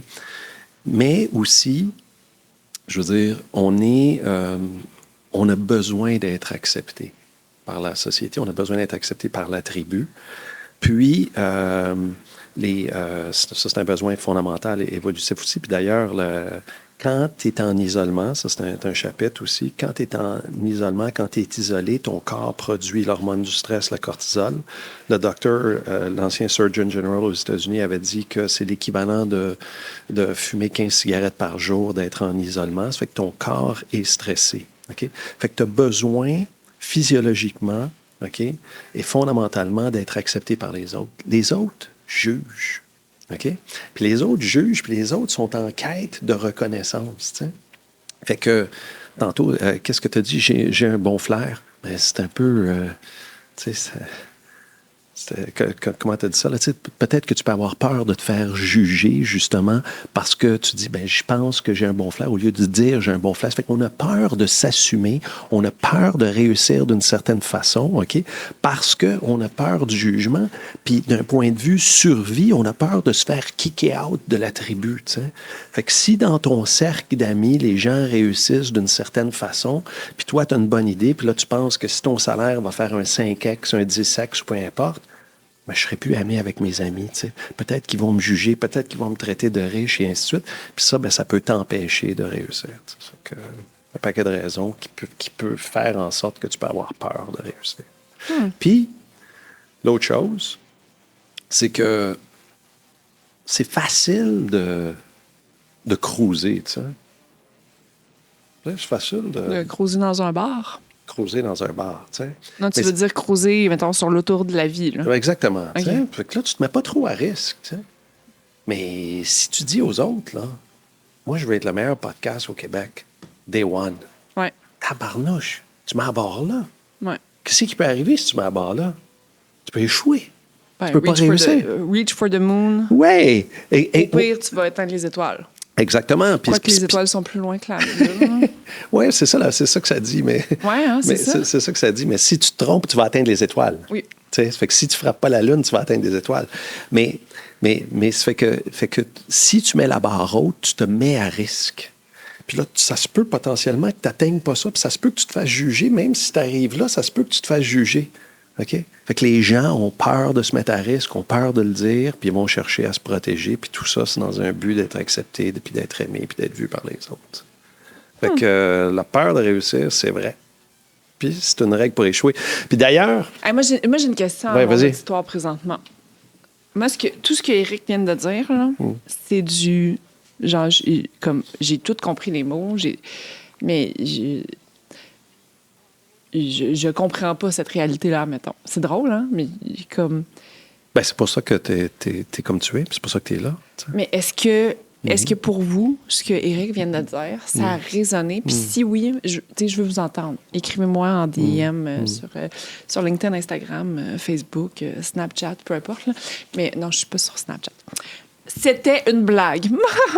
mais ouais, parce que tout ça, j'ai comme l'impression de... Puis, admettons, OK, mes questions. As-tu peur d'échouer? Mais un peu, mais pas... Tu sais, c'est vrai... Oui, mais... Tu sais, c'est parce que, admettons... Puis ça, c'est... Admettons, t'as dit... Cookit, là, je l'ai pas vu du tout. Sur le coup, peut-être que le 6 février, quand je place l'entreprise sous la loi de la protection de la faillite, peut-être que je le vois comme un échec. 2 ans plus tard, et ça dans 3 jours... je le vois pas du tout comme un échec. Effectivement... Fait que t'es pas tes résultats. C'est pas que je ne suis pas mes résultats, c'est que, Cookit, on a bâti quelque chose de vraiment beau. On a contribué à améliorer la qualité de vie de nos clients.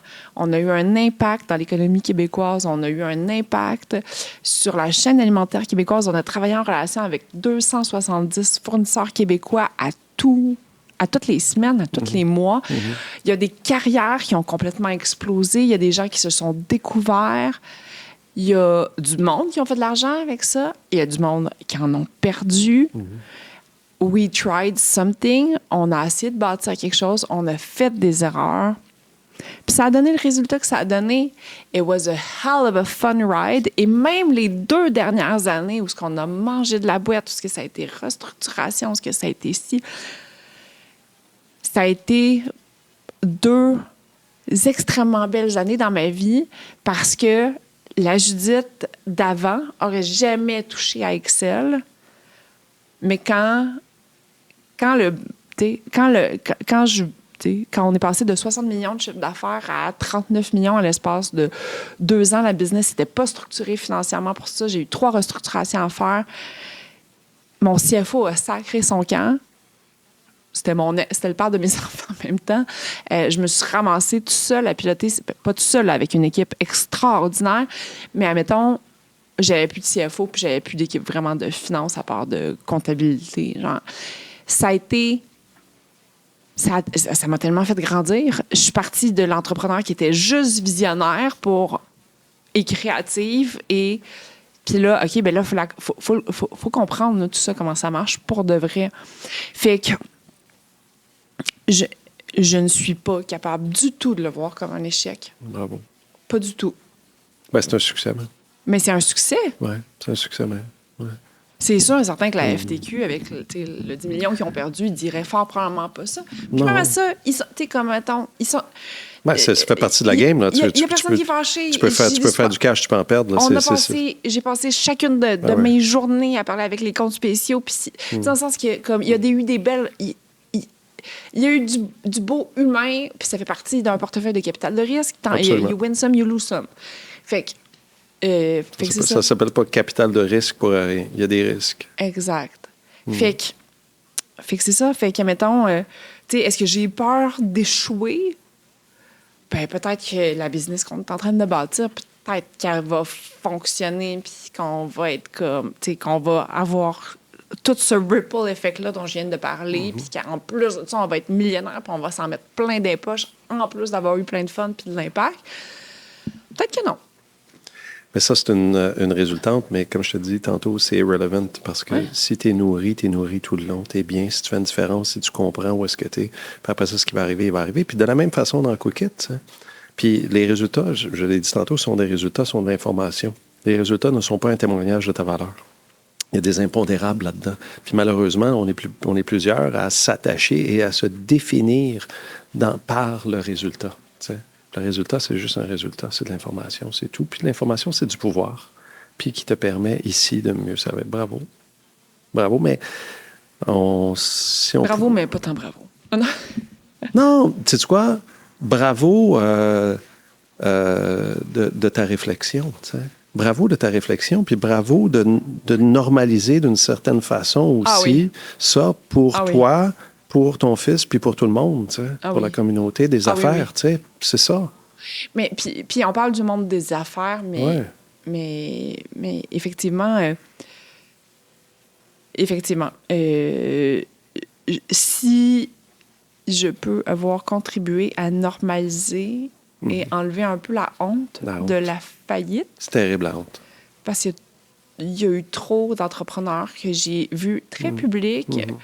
Puis des fois, on n'a pas le choix d'être son propre billboard là, pour faire avancer un peu les choses. Et quand il s'est passé des échecs, dis-je en guillemets, je les ai plus jamais revus. Ils ont disparu. Ils ont arrêté d'avoir le droit de vivre socialement. Puis non, t'as essayé de bâtir quelque chose de beau. C'était vraiment hot. Comme... I fucked up, c'est tout. I fucked up. C'est ça. Ouais. Ça n'a pas marché pour telle et telle raison, ça, puis c'est tout. J'aime ça, comment tu le dis. C'est I fucked up. Pour moi, là, dans ce processus-là, une des choses là, qui m'a fait beaucoup de bien, c'est de prendre l'imputabilité ultime. Oui, il y a eu des conditions de marché, oui, il y a eu ci, oui, il y a eu ça, oui. Mais à un moment donné, c'était comme... Ça, c'est tellement libérateur. Ouais. C'est fou, parce qu'on pourrait penser le contraire. Ah ouais, ça fait tellement du bien. Puis au contraire, quand j'ai pris comme non, au final, j'étais la présidente de cette entreprise-là. J'ai ultimement pris toutes ces décisions-là. Et si je les ai pas prises, c'est une décision pareille. Puis on dirait que ça a arrêté de spinner en boucle. Puis c'était correct. Absolument. Puis ça, les gens ont de la misère. J'étais coupable. C'était correct. Être imputable. Pas se taper dessus. Ouais. Je suis pas bonne, je suis ci, je suis ça. Je suis trompé. I fucked up. C'était moi la présidente, c'est tout. C'est ça. Ouais. Puis prendre cette responsabilité, c'est un acte de compassion, c'est un acte d'auto-bienveillance envers soi-même. Puis c'est un acte de liberté. Tu sais. Tu vois, j'ai vu j'ai vu la règle 17, toujours blâmer les autres. Oui, exactement. Ça, c'est tu t'enlèves le pouvoir. Puis tu penses que tu te protèges, Ouais. puis tu le fais par mode de protection, puis tout ça. Mais je veux dire, comme je le disais, tu t'enlèves le pouvoir. Puis tu t'enlèves les chances de réussir. Puis c'est normal. Pourquoi tu fais ça? Parce que si tu dis « je suis imputable », c'est comme dire aux autres « je suis pas aussi parfaite que vous pensez ». Mais nous autres, on a besoin d'être aimés puis d'être acceptés. C'est une condition de survie. Puis tu penses que si tu dis ça, ben, tu te feras plus aimer puis tu te feras plus accepter. Fait que tu survivras pas. Mais c'est tout à fait le contraire, tu sais. Puis c'est là que tu connectes avec les gens, tu sais. Puis probablement que tu connectes beaucoup plus ou que tu as connecté beaucoup plus, justement, dans cette imputabilité-là, puis cette vulnérabilité-là, puis cette ouverture, authenticité que tu as avec les gens, tu sais, plus qu'avant, tu sais. Tu vois, dans le monde professionnel et des affaires, je trouve que c'est plus facile pour les entrepreneurs et les présidents de pouvoir prendre cette imputabilité-là. Mm-hmm. Parce que, ultimement, à un moment donné, si on est comme en haut de la pyramide hiérarchique de cette organisation-là, ça prend pas de midi à 14 heures pour figurer que, bon, tout est de notre faute. Mm-hmm.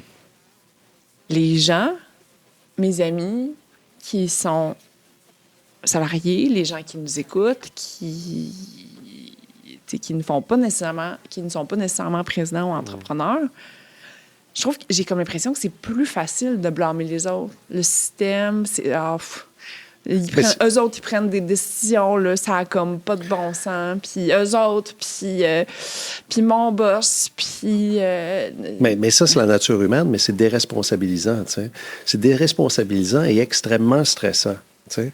Parce que là, tu arrives dans une rencontre, tu le sais que c'est à propos de toi, OK? Tu le sais que tu as mal agi, tu le sais qu'il y a des choses qui t'appartiennent là-dedans. Puis là, tu es dans la rencontre comme ça, puis tu regardes, j'espère qu'ils n'en parleront pas, là. J'espère qu'ils ne diront pas, ah, puis s'ils me nomment, je vais nommer les autres. Fait que là, au lieu d'être dans la rencontre, tu es dans ton monde avec un filtre de protection que tu superposes, puis tout ça, là, tu te vides de sérotonine, tu augmentes le cortisol, tu te crées du stress, puis tu t'amènes dans une chaîne de réaction potentielle en mode de protection, tu sais. Hey, guys, I fucked up. Je me suis trompé. C'est tout. Voici ce qui est arrivé, puis voici ce qu'on va faire. C'est tout. T'sais? Puis ça, c'est libérateur. Parce que sinon, là, tu le sais que ça se dit, puis tu as peur d'aborder le sujet, puis tu es en mode, j'espère qu'on ne parlera pas du 3e trimestre, puis j'espère qu'on ne parlera pas des ventes, puis du marketing, puis de ci, puis de ça. Parlons-en. Ouais. Moi, j'aime ça. Mm. Bon, nous aurons couvert 2 règles. Et dans les 20 Non, on a couvert épisodes. plusieurs. Ouais? Ah, ouais. On a couvert plusieurs. Puis écoute, je pourrais donner une anecdote, tu sais. Roger, c'est le headhunter numéro 1 de CEO, tu sais. Puis, fait qu'à chaque fois qu'il appelle quelqu'un, c'est un peu comme le Père Noël, là, tu sais. Fait que Roger m'appelle il y a, je sais pas, 4 ans, tu sais. Puis il dit, j'ai quelque chose pour toi. Là, je le Père Noël qui m'appelle va m'offrir une job de CEO de quelque chose, là, tu sais. Je dis, ouais, OK, c'est quoi, tu sais? Ben, j'aimerais ça qu'on écrive un livre ensemble. OK, tu sais. Ah ouais, puis ça va être quoi, le livre? 40 règles pour échouer. Hey, j'ai dit ça, je suis bon là-dedans. Merci beaucoup d'avoir pensé à moi pour ça. Et moi, ces 40 règles-là, je l'ai essayé 37-38, puis je te le jure, elles marchent. Combien de fois les as-tu essayé, par contre? Hey, écoute, ça, j'essaie de ne pas revenir trop souvent. Un mot de la fin? Merci. Merci beaucoup. Merci, puis bravo, puis... Notre commanditaire, EasySign, mm-hmm. J'ai envie de te poser la question. Quelle est la signature qui a changé ta vie?